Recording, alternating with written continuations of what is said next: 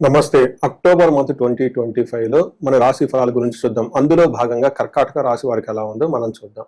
So కర్కాటక రాశి వారి కనుక చూసుకుంటే మీరు 12వ స్థానంలో గురుడు ఉండటంతో శుభబోల వ్యయకృత్ అని చెప్తారు. అంటే ఏంటి, 12వ స్థానంలో గురువు ఉండటం వల్ల ఇల్లు కొనటం కానివ్వండి, బంగ్లాలు కొనటం కానివ్వండి, కారు కొనటం కానివ్వండి, స్థిరాస్తులు కొనటము, లేదంటే పెద్ద పెద్ద అసెట్లు కొనే అవకాశం ఎక్కువగా ఉంది, లేదంటే ఇంట్లో వెళ్లి చేయటం, ఇలాంటి గొప్ప కార్యక్రమాలు జరిగి తద్వారా ధనం విపరీతంగా ఖర్చు అవుతుంది. దానికి సంబంధించి అప్పులు చేసే అవకాశం ఎక్కువగా ఉంటుంది. జనరల్గా ఇది జరుగుతూ ఉంటుంది కర్కాటక రాశి వాళ్ళకి. అయితే ఈ మాసంలో అక్టోబర్ మాసం మనం కనుక చూసుకుంటే వీళ్ళకి ఎలా ఉందంటే మిక్స్డ్గా ఉంటుంది. కొన్ని విషయాల్లో చక్కగా ఉంటుంది, కొన్ని విషయాల్లో కొంచెం ప్రతికూలంగా ఉంటుంది.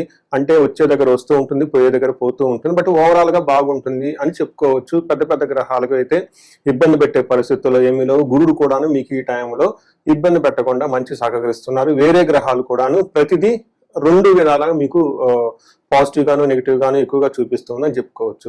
కర్కాటక రాశి ఇందులో నక్షత్రాలు కనుక చూసుకుంటే పునర్వసు 4వ పాదం, పుష్యమి 1, 2, 3, 4 పాదాలు, ఆశ్లేష 1, 2, 3, 4 పాదాలు అంతా మనకు కర్కాటక రాశిలో ఉంటారు. ఇందులో పేరు బలం కనుక చూసుకుంటే హీ, హూ, హే, హో, డా, డి, డు, డే అనే లెటర్స్ అంతా కూడా మనకి కర్కాటక రాశిలో ఉంటారు. ఇంకా చాలా మంది కన్ఫ్యూజన్ ఏంటంటే ఏమంటే మేము ఏ పేరుతో చూసుకోవాలి, నాకు సర్టిఫికెట్ లో వేరే వెంకట సత్యనారాయణ ప్రసాద్ అని ఉంది, కొంతమంది ప్రసాద్, కొంతమంది వెంకట, కొంతమంది సత్య అని పిలుస్తూ ఉంటారు. లేదంటే లేడీస్ కి పర్టికులర్ నాకు కాల్ చేసి చెప్తుంటే అంటే పుట్టింట్లో ఒక పేరుతో, అత్తారింట్లో ఒక పేరుతో పిలుస్తూ ఉంటారు. ఎలా అండి, కొంతమంది ఏమంటే ఆఫీస్ లో ఒక కొలీగ్ ఒక రకంగా, బయట చిన్నప్పుడు ఫ్రెండ్స్ ఒక రకంగా పిలుస్తుంటారు. ఏ పేరు చూసుకోవాలి, లేదంటే ఆధార్ కార్డులో ఫస్ట్ నెంబర్ తీసుకోవాలని అడుగుతూ ఉంటారు.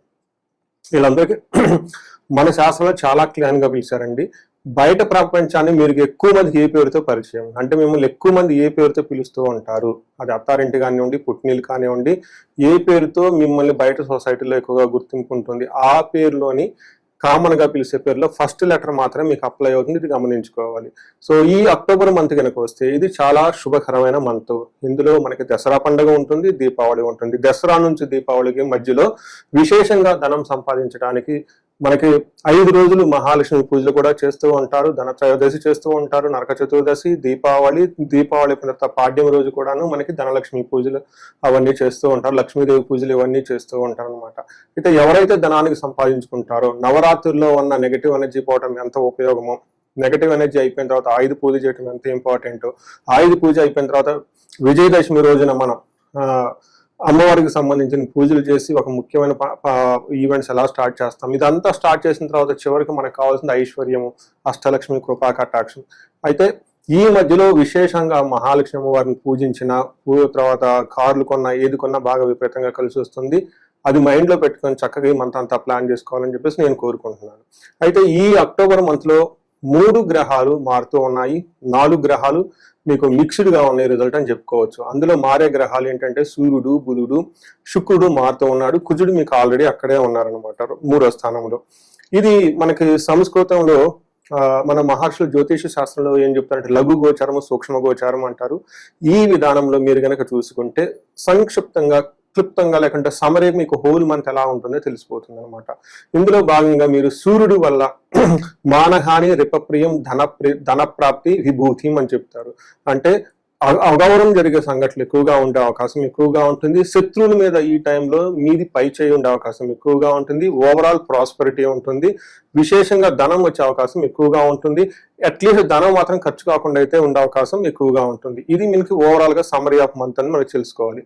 ఇప్పుడు డీటెయిల్ గా గ్రహం కనుక చూస్తూ ఉంటే మీ రాశి నుంచి సూర్యుడు 4వ ఇంట్లో ఉండటంతో ఇది మిక్స్డ్ రిజల్ట్ ఇస్తుంది. కొన్ని చోట్ల ఇంటికి సంబంధించిన వ్యవహారాల్లో ఇబ్బందులు ఉంటాయి, ప్రొఫెషన్ కి సంబంధించిన మ్యాటర్స్ లో చాలా పాజిటివ్ గా ఉంటుందని చెప్పుకోవచ్చు. మనకి మహర్షుల సంస్కృతంలో ఏం చెప్తారంటే అంత క్లేశ గృహఛద్రం సౌఖ్యహాని మభోజనం ప్రయాణే విఘ్నమాప్నోతి చతుర్దే రవి సంయుతి అని చెప్తూ ఉంటారు.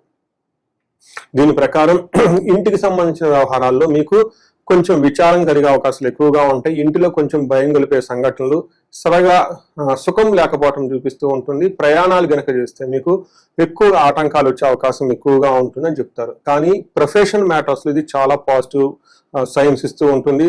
జాబ్ లో ఈ టైంలో మీకు ప్రమోషన్స్ వచ్చే అవకాశం ఎక్కువగా ఉంటుంది. మీ యొక్క ఏమని చేస్తారు ఎఫర్ట్స్ కి ఒక మంచి రికగ్నిషన్ వచ్చే మంత్ అక్టోబర్ మంత్ అని మీరు చెప్పుకోవచ్చు. అదేవిధంగా కుజుడు 4వ ఇంట్లో ఉండటంతో కొంచెం ప్రాబ్లము, అగైన్ కొన్ని విషయాల్లో పాజిటివ్ గా ఉంటుంది. కుజుడు 4వ ఇంట్లో ఉంటే ఏమవుతుందంటే భాగ్యహాని, భయం, క్రూర బంధు వైరం, ధనక్షయం, రోగాది సంతాపం, చతుర్దగే కుజి అని చెప్తారు. అంటే లక్, మీకు ఏదో పని అవ్వాలనుకుంటే ఆ పని మీకు చేజారిపోయే అవకాశం ఎక్కువగా ఉంటుంది. భయం, క్రూరం, కొంచెం బంధువులతో గొడవలు అయ్యే అవకాశం ఎక్కువగా ఉంటుంది. ధనం కూడా కోల్పోయే అవకాశం ఎక్కువగా ఉంటుంది. దీంతో పాటు మీకు హెల్త్ కాంప్లికేషన్స్ వచ్చే అవకాశం ఎక్కువగా ఉంటుంది. ఇది కుజుడు 4వ ఇంట్లో ఉండటం వల్ల. కానీ ఇదే కుజుడు 11th హౌస్ దృష్టి చూడటంతో మీకు చాలా మంచి జరుగుతుంది. ధన ప్రవాహం మీకు వస్తుంది. అంటే ఇక్కడ మీకు కుజుడు ధనాన్ని ఇస్తున్నాడు, ధనాన్ని కూడా తీసుకుని వెళ్ళిపోతున్నాడు అని చెప్పుకోవచ్చు. ఇక్కడ 3వ ఇంట్లో శుక్రుడు ఉండటంతో మనకి సంస్కృతంలో మహర్షులు ఏం చెప్తారంటే వాణి ధన నాశనం శత్రుబుద్ధి ధనక్షయం గత జీవన రాహిత్యం అని చెప్తూ ఉంటారు. కొన్ని గ్రంథాల్లో చాలా పాజిటివ్ గా కూడా శుక్రుడు గురించి చెప్పారు. ఇక్కడ ఓవరాల్ గా నా ఎక్స్పీరియన్స్, మా క్లయింట్స్ ఎక్స్పీరియన్స్, నేను అనాలిసిస్ చేసిన ప్రకారం ఇది ఓవరాల్ గా చాలా ప్లేజరబుల్ గా, సంతోషంగా ఉండేది. ఈ టైంలో మీ మాటకి చాలా గౌరవం కలుగుతుంది. మీరు ఏదైనా సలహా ఇస్తే ఎక్కువగా అందరు వింటూ ఉంటారు. బంధువులతోటి, మిత్రులతోటి చాలా బాగుంటుంది. అయితే మీరు ఈ టైంలో మీకు శత్రువులు పెరిగే అవకాశం ఎక్కువగా ఉంటుంది. ఏదైతే వృత్తి ఉంటుందో ప్రొఫెషన్ లో కొంచెం ఇబ్బందులు పడే అవకాశం కూడా చూపిస్తూ ఉంటుంది. ఇది శుక్రుడికి సంబంధించిన మనకు అన్ని రకాల గ్రహాలు. బుధుడు మీకు అగైన్ ఇక్కడ విపరీతమైన ధనాన్ని కూడా తీసుకొచ్చే అవకాశం ఎక్కువగా ఉంటుంది.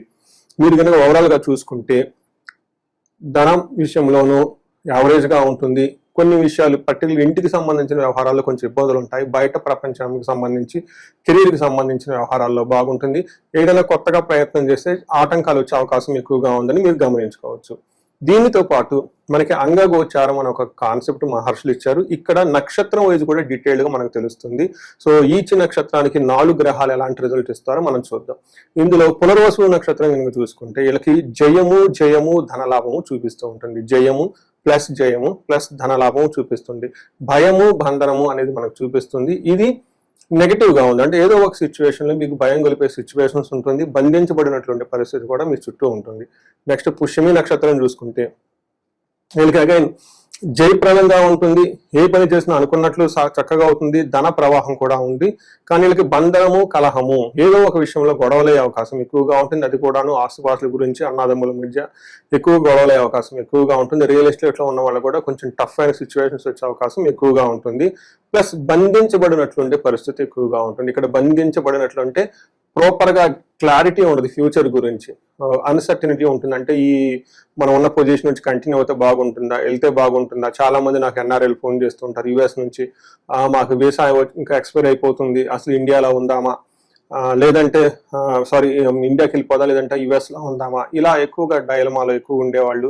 లేదంటే ఎంఎస్ మీకు యుఎస్కి వెళ్ళిపోయామండి, అక్కడ నుంచి జాబ్ రాలేదంటే ఇంకా ఇబ్బందులు పడుతున్నామని, ఇలా ఒక డైలమాలో సిచ్యువేషన్స్ ఉండే అవకాశం చాలా మందికి ఎక్కువ ఉంటుంది. దీన్ని బంధనము అంటారు. అలానే ఆశ్లేష నక్షత్రం వాళ్ళకి వీళ్ళకి ఐశ్వర్యపదంగా ఉంటుంది, జయప్రదంగా ఉంటుంది, ముష్టాన్నం ఉంటుంది, ధనలాభం ఉంది. అయితే వీళ్ళకి కలహము, బంధనము మాత్రం చూపిస్తూ ఉంటుంది. వీటికి చక్కటి పరిష్కారాలు చేసుకుంటే చాలా బాగుంటుంది. వీటితో పాటు పునర్వసు వాళ్ళకి స్త్రీ నాశనం, స్త్రీలైతే పురుష నాశనం అని చూపిస్తుంటారు. అంటే మీకు బాగా సంబంధించిన వాళ్ళు ఏదైనా ఉంటే వాళ్ళకి ప్రాబ్లం అయ్యి వాళ్ళు సరిగా పని చేయకపోవడంతో ఆ యొక్క ప్రెషర్ మీ మీద పడే అవకాశం ఎక్కువగా ఉంటుంది. పుష్యమి నక్షత్రం వాళ్ళకి అగైన్ బుద్ధి నాశనం అని చెప్తారు. అంటే రాంగ్ డెసిషన్ తీసుకునే అవకాశం ఎక్కువగా ఉంది పుష్యమి నక్షత్రం వాళ్ళు.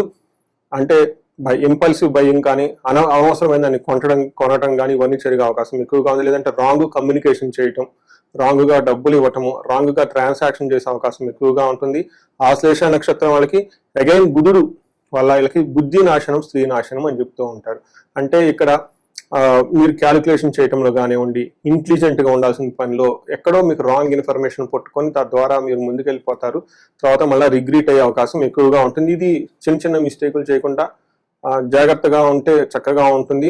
సో పరిహారాలు కనుక మనం మీరు చూసుకుంటే ఈ రాశి వాళ్ళు ధనానికి ఎక్కువగా ఇబ్బంది పడుతూ ఉన్నారు, లేదా ధనం విపరీతంగా ఖర్చు అవుతూ ఉంటుంది. ఈ టైంలో మీరు కుబేర పాశుపత అభిషేకం చేయించుకుంటే సూపర్ గా పనిచేస్తుంది.